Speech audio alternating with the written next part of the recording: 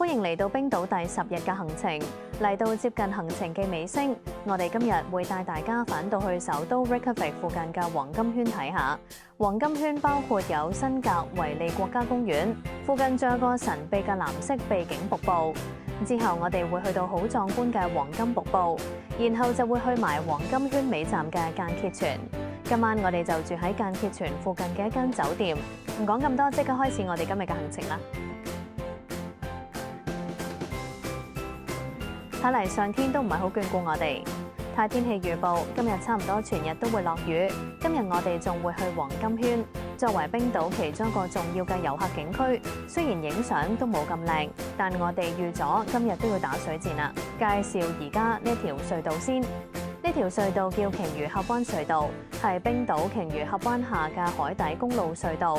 隧道全長5.7公里，最深處達海平面，以下165米。隧道係1998年7月11日通車，將 Reykjavik 至冰島西部同北部地區的距離縮短了45公里。而家穿越峽灣只需7分鐘，而以前大約需要1個小時。由琴晚寄民宿揸咗個半鐘頭車，我哋嚟到黃金圈嘅第一個景點——世界遺產嘅辛格維利爾國家公園。佢亦係舉世聞名嘅黃金圈觀光路線3站之一。辛格維利爾嘅地理、地質特性係世界上獨一無二。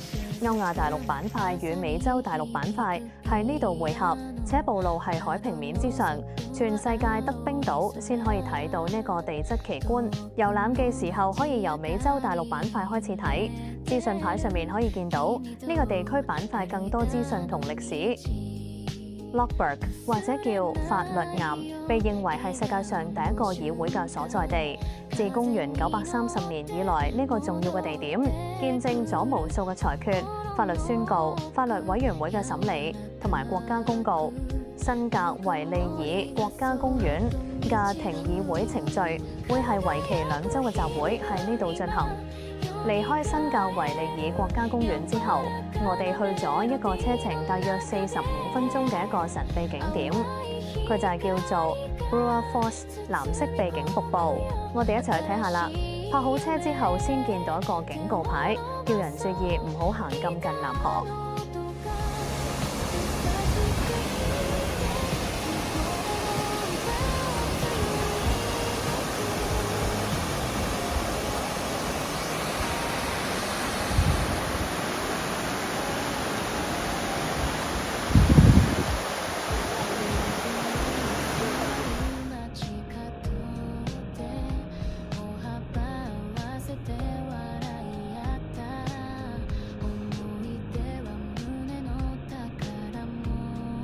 藍色秘境瀑布嘅水流係冰川融化形成，顏色似清澈嘅牛奶藍，所以又被稱為 Tiffany Blue 瀑布。佢不同於冰島其他瀑布，賣點雄偉壯觀嘅樣，但佢嘅水流同顏色都顯得非常溫柔。在冰島無數個瀑布之中，藍色秘境瀑布經常被人遺忘，但反而係我哋今次行程最喜歡嘅瀑布。之所以被稱為秘境，就是因為它小眾，但係好靚。周圍黑色嘅火山岩配上水藍色瀑布，真係又靚又壯觀。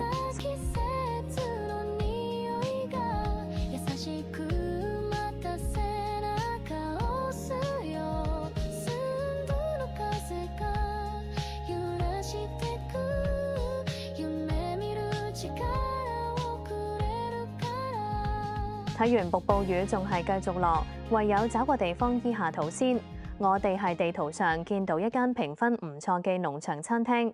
呢個農場 Efstadal Farm 離藍色秘境瀑布車程大約10分鐘左右。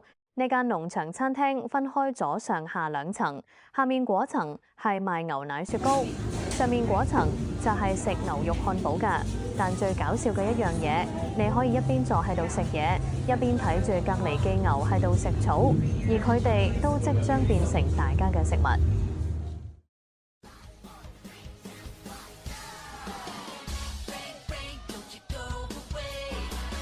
下站我哋嚟到黃金圈嘅第2站黃金瀑布。瀑布發源自冰島西南嘅克里塔白河，係冰島最壯麗、最著名嘅瀑布之一，亦都係著名黃金圈路線嘅一部分。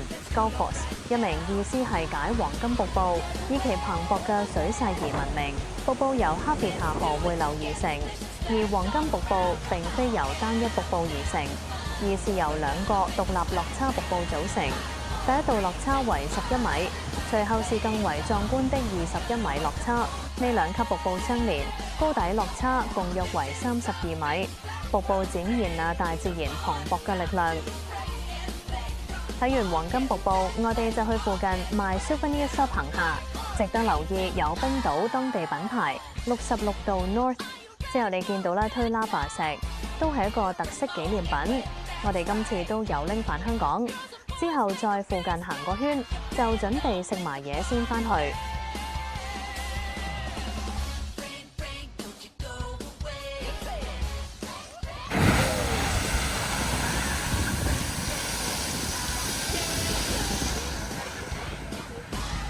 睇下個手錶，原來已經咁夜，個天仲係咁光，我哋就順手嚟埋間歇泉參觀。間歇泉是間斷噴發嘅溫泉，多數發生於火山運動活躍嘅區域。有人將佢比喻做地下嘅天然鍋爐，被列為世界奇觀得 Uskaka 間歇泉。閒閒地一次爆發都可以去到20-30公尺。由於已經咁夜，啲旅行團已經走晒，所以我哋可以安心包場，慢慢等佢爆發。今日玩晒間歇泉、黃金瀑布、新格維利爾國家公園等3大景點組成嘅 Golden Circle。雖然天公不作美，但呢度無論嚟冰島自駕或者係跟團嘅遊客都不會錯過嘅必修課景點。今晚我哋就住喺間歇泉對面一間相對平價少少嘅一間酒店，叫 Hotel Little Geisa。間歇泉酒店成5000蚊一晚，都真係太貴，住唔起。玩完黃金圈第11日嘅行程，我哋會由間歇泉出發，經過 Keri 火山口湖、馬中瀑布之後，去到一個好平民化嘅溫泉 Secret Lagoon， 浸今次旅程嘅第3個溫泉。我哋仲即興報咗一個 Lava Tunnel 嘅導賞團，最後我哋終於嚟到環島之旅嘅尾站 Reykjavik 啦。下集繼續留意收睇啦，拜拜。